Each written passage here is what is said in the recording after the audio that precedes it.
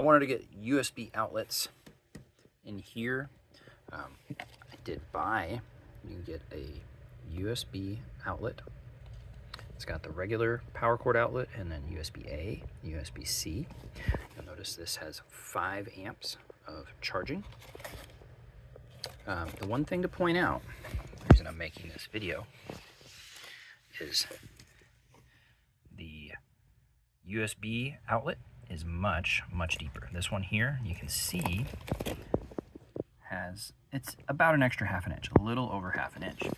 Why that matters is the hole in behind the wall, the little box in there, is only so deep. So if you've got a small box, this could be a hard install.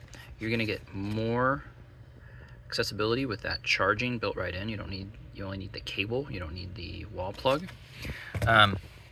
I decided to go with a regular outlet, just a regular outlet, no USB. And then I bought this at Walmart, which has the USB. The only disadvantage is this is 3.1 amps of charging, where this is 5 amps.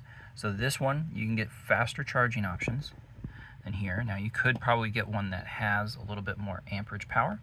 So this, about $20. This, about $10 right now. And the outlet, $1.50. So this is $11.50, and this is $20.